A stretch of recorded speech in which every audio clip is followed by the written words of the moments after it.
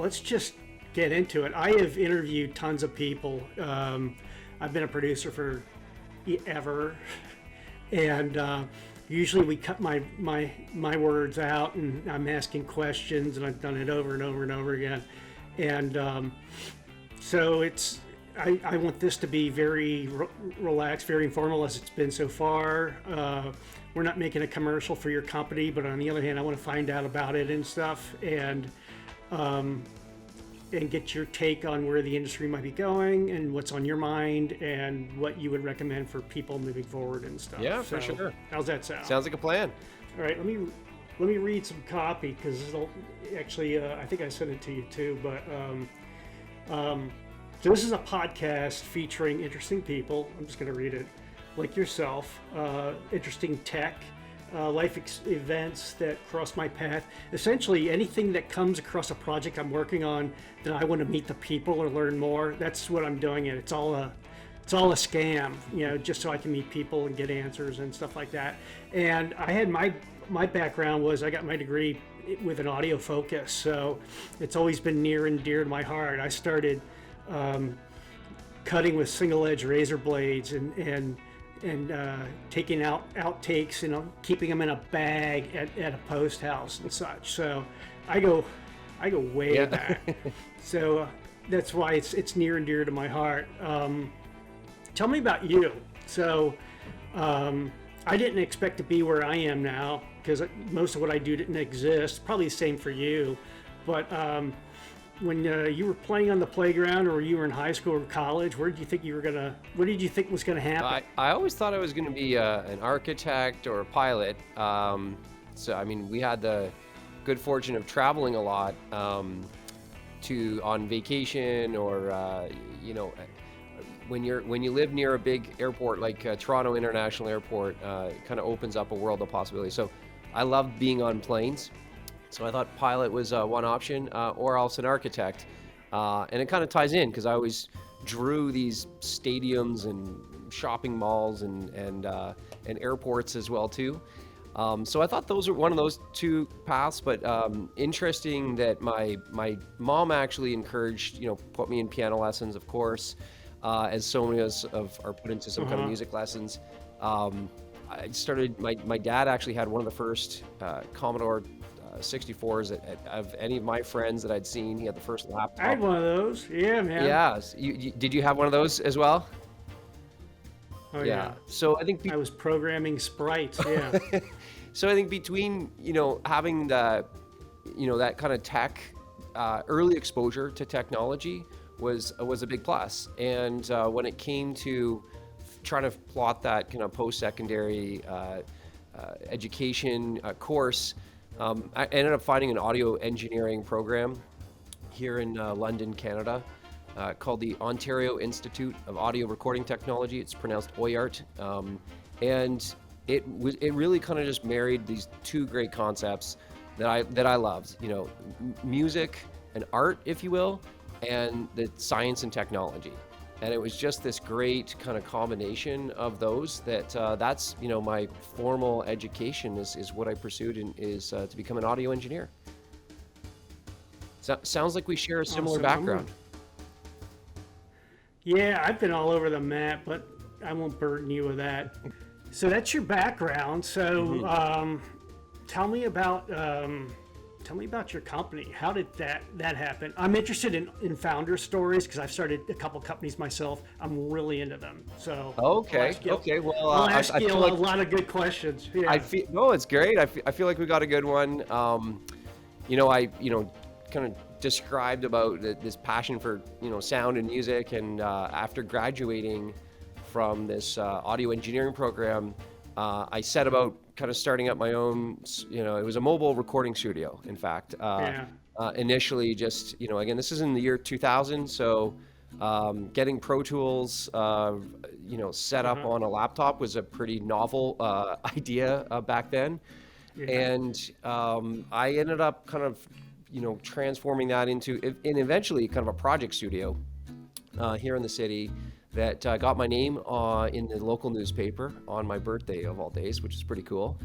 And Okay. it's actually there where two things happened. I met my dear wife Stephanie. So she That's was a always classic. helpful. Yeah, exactly. I assure you, I'm not telling my love story here, but Stephanie, she was Uh-huh. a Please do. classically trained singer. She'd sing at weddings and funerals and special events, and her mom would carpool her around to go do these Uh-huh. auditions. And her mom read this article and said, "Hey, why don't you cut it out for her?" Left it for her on her bed and said, "Why don't you go get your singing repertoire recorded at this new studio that opened up?"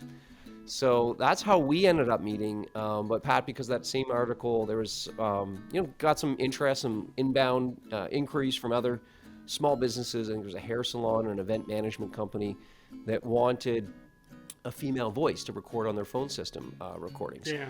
And so I called up Stephanie, and we ended up. I said, "Hey, I'll be the engineer if you can be the voice talent. You got a great singing voice," and she did some, live performance acting and so forth a little bit. Yeah. So she knew You how probably, to bring a script to life.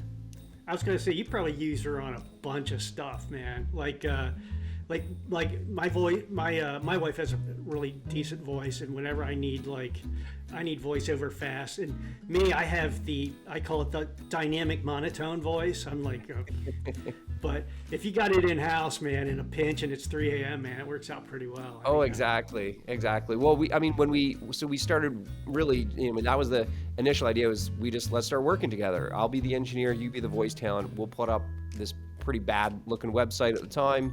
And a couple things happened. We had other talent from around North America that were interested in getting started.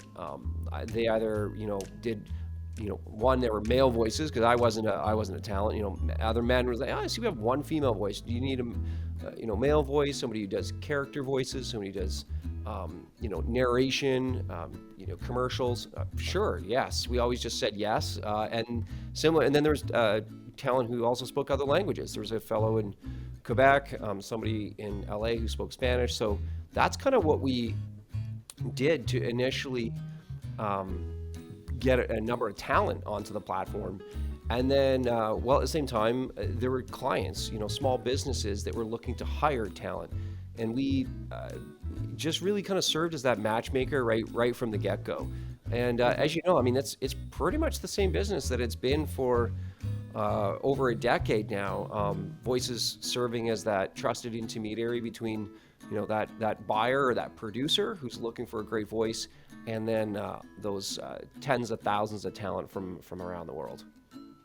So tell me more about your company then. So you were saying that was that 1990 or 2000 you mentioned? So yeah, graduated from the program in 2000. Yeah. Kind of did this project studio for a good number of years. We ended up incorporating as voices in 2005. So that was kind of the official founding Okay. date. Yeah. Excellent. I'll throw you for a loop here. Sure. Because I have a bunch of these. What is the one experience you've had with your company that you've had to deal with that you never crossed your mind when you were starting your company?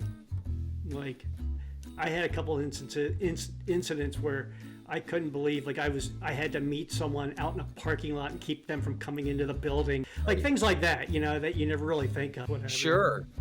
One that comes to mind. I think more on the opportunities. You don't anticipate the number of opportunities that doors that can be open for you if you're willing to maybe go to a conference or really send a cold email and ask somebody for some advice. One was actually showing up on.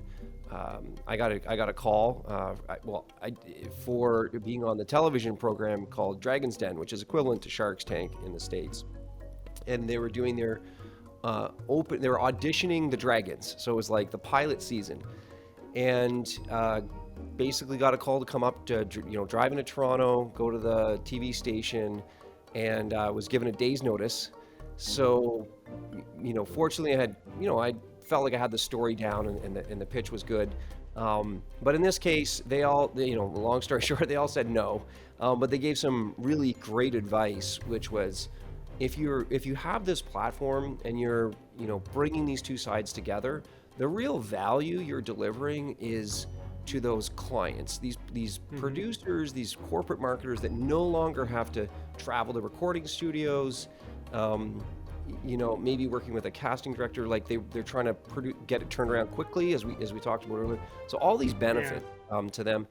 Why aren't you charging them something? And how do you, in their language, monetize that transaction that you're facilitating through this platform? That was a big eye opener. Up until that time, Pat, it was just a subscription service for the voice talent. And we really started to work on how do we process the payment as well to ensure that the talent gets paid, but it actually alleviates another concern from the client of like, how do I actually hire this person? So that was, despite getting rejected from the Dragons, there's always a learning. I mean, lots of battle wounds over the years. I prefer to call them scars. Yeah, scars. Yeah, that they've healed, exactly. But I always try to take the position of like, what did we learn from this experience? One other quick one was, the abbreviated version is, we were trying to drum up business with creative producers at ad agencies in 2 geographic markets, New York and Los Angeles. We sent out a series of 3 giant kind of jumbo-sized postcards, one every two weeks for a 6-week campaign. And the offer was, hey, respond to this postcard by going to a website and entering in a draw for an iPad or iPod video. It was back in the day. And we got 2 responses out of 15,000 that we sent out. So terrible response rate. And what did we get from that? Okay, we learned actually a lot. I mean, yes, we gave away the iPad or iPod, and kind of honored the contest from that standpoint, but we learned that you really can't channel switch, meaning if you're sending somebody direct mail, they should be responding by direct mail. If you have a beautiful sign outside your store because you're a retail environment with like a street talker, then you're trying to draw people in that way. If we're an online business like Voices, we should be advertising online. We should be marketing ourselves through, nowadays social channels and search channels. So aligning the almost go-to-market tactics with, the environment and where your business operates. That was a really key learning. I mean, I've had time to reflect on that. In the moment, it was pretty heartbreaking. I think we spent $30,000 in that campaign. We also got a great brand identity out of it. There was some kind of retro cartoon characters that we got, messaging, value prop. Like we were just new to copywriting. So, I think that's maybe, I'm sure you've had these experiences as well too, where in the moment it feels pretty devastating, but then, upon some reflection, you try to make the most of that experience. Who do you deal with the most? I'm talking about roles. Like, is it mostly producers? Is brand managers who doesn't have a producer or who wants to learn to be a producer? Is it a kid out of school? Is it owner of a company? I mean, who are the end users that your system is tailored to? I would say, we certainly have developed what would, the ideal client profile, right? Sometimes referred to as an ICP. This is a pretty common marketing exercise. And who we've identified would be a creative. We just call them generally a creative producer. You're absolutely right. Kind of half of them are at a advertising agency. The benefit there, of course, is that then they have a whole portfolio of clients that they're working with, and typically, high frequency of need where they're constantly needing to come back for a different voice because it's a different campaign, it's a different brand that they're working with. So that's a great relationship for us. And then, as you said, sometimes it's direct to, corporate entity. It's somebody in a marketing department. There's usually 3 groups within, a corporation that would be working with voices. One would be, corporate communication or marketing, if you will. The benefit there, again, new content that's being produced all the time. Sometimes we work with a product team or a product marketing team where they're launching new new products, physical products, software products, where they need to create videos to train, product launch videos. And then the last one would be, corporate training or professional development, where, maybe there's some training content. Could be compliance, where it's, less exciting, but it also might be just, training content on new, processes that they have internally. So, there's, we often try to, employ the, what we call the land and expand. If you can land a big corporate account, and you can then be asking for those kind of internal referrals into other departments that might be a good fit as well. You talked about the model being the same. It's always been the last 10 years. Yeah. When I landed in Chicago here, that's about 25 or whatever. It was you book the studio time. You grab the cassette off the pile that's on the side of your desk for narration. You hire them, you book them, you bring them over. They do all their takes wonderfully, unless even non-union I had some good luck with too. But and then we would go into the cutting, like I mentioned before, and stuff. When did you see that shift, that paradigm shifting more towards just going direct, to the talent and relying on them to do their takes, I think, the precursor to Voices, to Voices.com was a company called Voice Bank. And they had really facilitated this, producers could go there, post a job, and they would be working with talent agents. So that was, for those who might not be aware, we actually ended up acquiring Voice Bank, years later. But they started in 1998, and I think they were really truly the pioneers of teaching producers that you could basically run a casting call remotely. You didn't have to necessarily have people come into a studio. I would say that if there was a tipping point, there's a couple. The union has not, and this is both my experience and observation and reading a lot online. I don't think they've given a whole lot of attention to voiceover as they have other creative services. Consequently, contracts weren't perhaps as robust as they could have. Lots of opportunity for producers who just wanted something professionally done, but turn it around quickly, did not have the time or will to go through the motions to become a signatory or to find a signatory. So and then there was a couple strikes as well too, that every time that happens, advertisers still need work to get done. Yeah. They're going to source out alternatives. And so I think those are kind of some big ones that come to mind.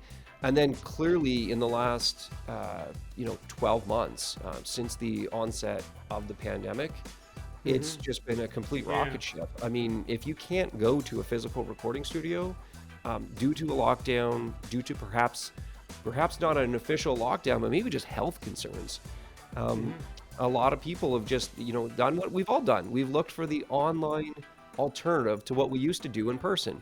From grocery shopping to hiring a voice talent, you're trying to figure out how to carry on life in a remote world. So I think that's been a real accelerant, almost like propelling us into the future 5 years. So there was kind of this trend that was already happening, this shift from offline to online. I just feel like COVID-19 has just propelled that by 5 years for sure. Yeah, I produced 3 or 4 different projects in the UK, and then did my voiceover through you all. So it was Utah by way of Canada for that, and I had a bathrobe on the entire time. So, and you're getting, but you're being able to do every part of the function of your job that you always have, including, reviewing rushes or footage at the end of the day and such. You could probably direct pretty easily too, live. Oh, if that's yeah. what you were so inclined. Um, Yeah, that's talent interesting. of Pat, to that end. I mean, talent have made themselves accessible. I mean, there's professional grade studio to studio connectivity, like Yeah. Source Connect, if that's something people wanted or required, or a producer like yourself required. There's lots of times, honestly, it's just a FaceTime call. It might Hmm. just be an extra, Zoom session or Skype session, Yeah. where at least you get the simulation of kind of being there in the booth. Hmm. Um, but it's you clearly don't have to travel, which I think was so that was one actually feature, dare I say, that we responded, again at the outset of the pandemic, realizing, oh my goodness, you know, before we were, merely the connector, and work would kind of be, communication would happen by Hmm. email, and sometimes it would actually, find the talent on voices.com, but then the work might actually be still recorded in a local studio.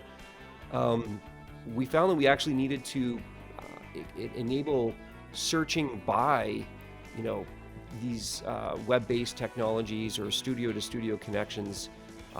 Just made it easier to find people who had kind of your flavor, your Yeah. preference of technology. But so many of them are web-based. I mean, if you have a browser, you can launch a video chat nowadays.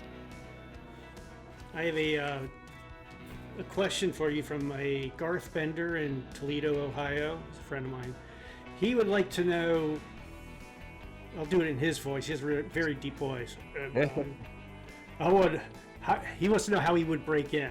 Like he's a technology lead, but sometimes people, it's the side hustle because they got a great set of pipes, and Mhm. what's the what's the best way in? I always give the advice of, I honestly give the advice of starting with a coach. And if you, prior to starting with a coach, I Yeah. mean, read aloud a lot. I mean, that makes a big difference, right? I mean, the end game here is you're reading a ton of copy and getting paid for it, and Yeah. you're breathing life into that copy, whether it's characters. I mean, you're in a character of some kind, even if it's a corporate narration. You're still the professional corporate trainer Hmm. character, if you know what I'm saying. So, um, if you just want to practice, there's lots of free scripts on our blog on Voices. You can find a bunch online as well too. Oh, really? That you Usually could commercial read scripts. and practice?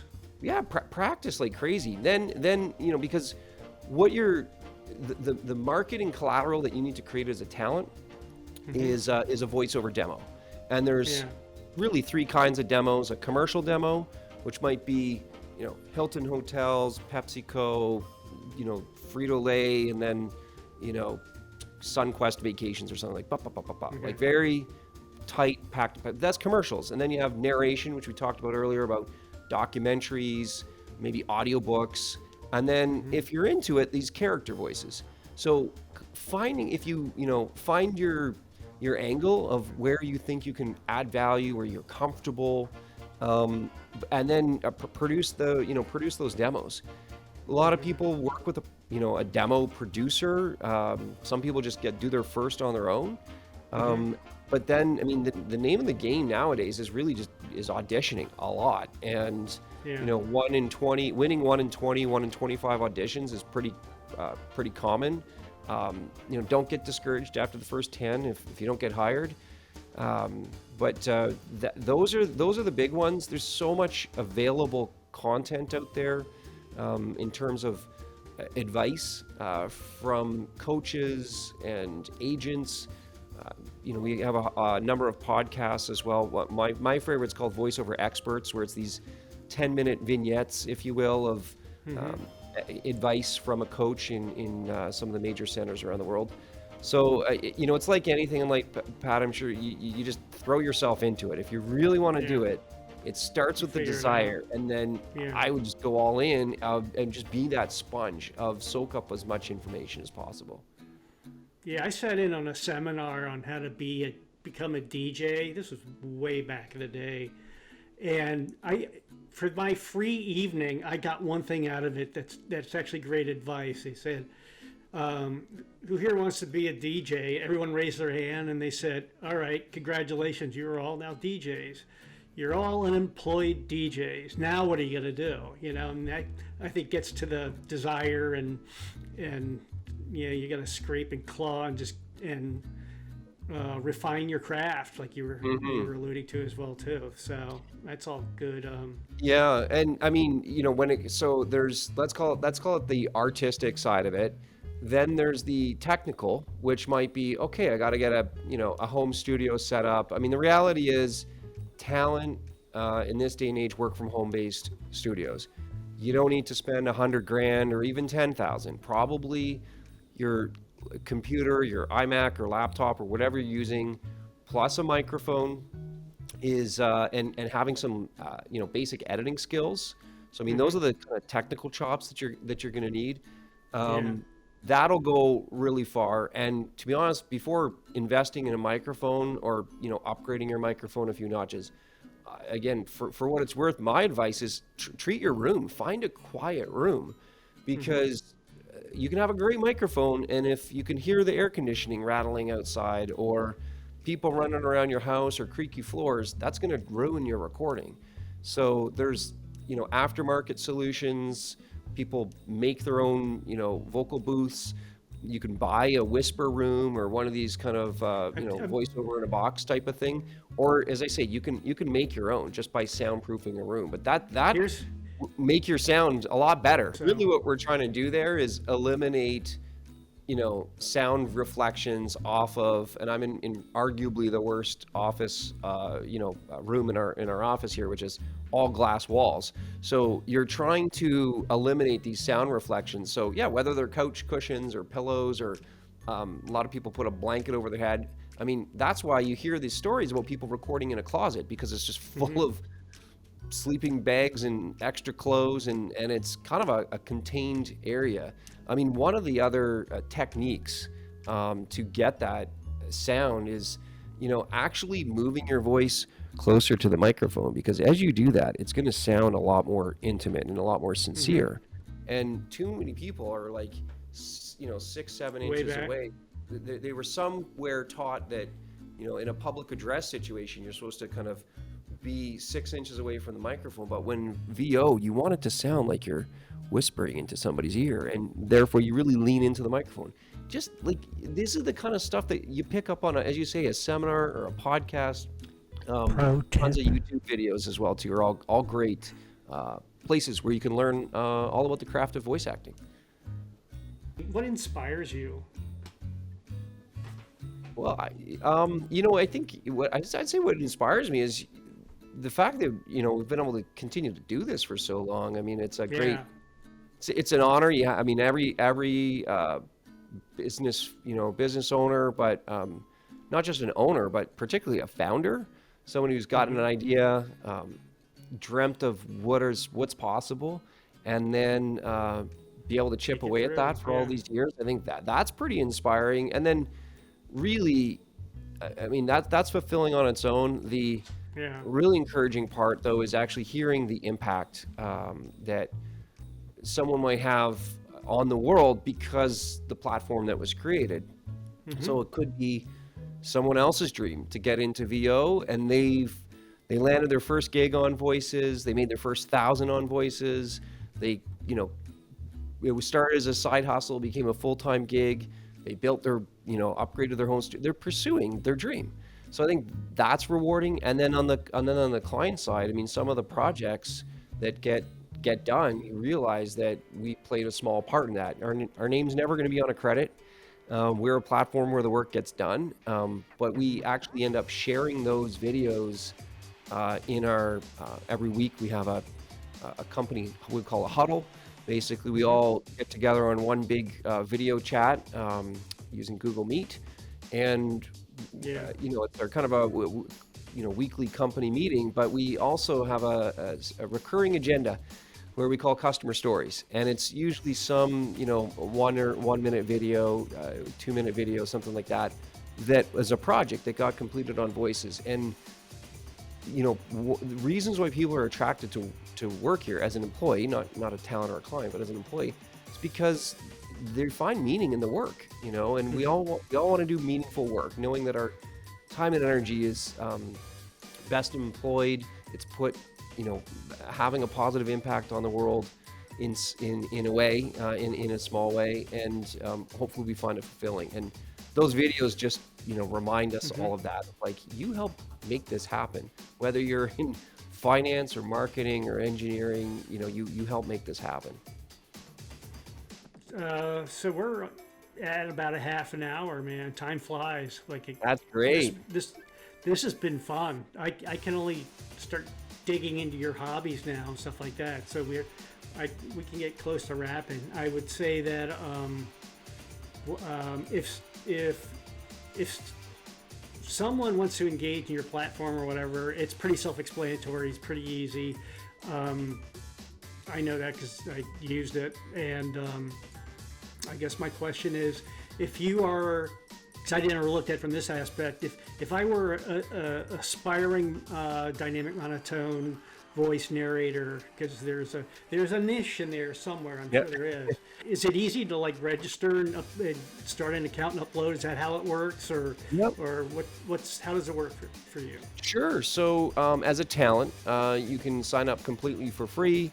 You add what we call a service. So you say, oh, VoiceOver is my main service. You can add other services if you're really into editing or other capabilities, but VoiceOver is my service. Then you're right, you upload a demo of your voice. The reason why that demo is so critical, because it's what drives our search engine. It's what drives this kind of browsing directory experience that we have, as well as it's really one of the ways in which we match you to jobs. So, different than maybe other freelance marketplaces or a job website where you might have a resume. At Voices, your voice is the resume, and that's why that audio sample, what we call that demo, is so important. So that's you can add as many as you want for free. You're in what I would call a wait, kind of wait and see mode, where someone would have to find you and invite you personally to a job. Now, if you want to proactively reply to jobs, there's hundreds and hundreds that come in every day, and we'll send you invitations to ones that actually match your profile. That comes with our premium subscription. It's $500 a year. From time to time, we'll do discounts or promotional offers. Might kind of knock several $100s off that. But we find that the premium membership, as I say, once you've got the demos, you've taken the training, you feel confident, and you're ready to make that commitment of doing, call it 5 to 10 auditions a day. It's a hustle. That's probably the right time to elect to upgrade to a premium membership. But it's a pretty, I like to think it's a pretty slick system. I was just emailing a talent earlier today that has been hired over 600 times. They have this coveted Voices Verified status of being one of the top talent. It's been, we give to over talent that have been hired over 100 times on the platform. I mean, it's, when we go back to, those things that are rewarding, it's like seeing it all come together, seeing it work, and people pursuing the dream. So that's how you get started as a talent. That sounds fun. David Ciccarelli from Voices in Canada. God, I wish I was in Canada right now. Thank you so much, sir. Anything else that you would add, or? No, you've been wonderful, Pat. I've enjoyed just talking shop with you, and I know that you've been so sincere in our conversation, and thanks for giving me the opportunity to tell some stories. Right on. Hope to speak. I'll check in with you sometime. We'll see how things are going. All right. You got it. All right, man. Thank you, my friend. Thanks, Pat. Take care.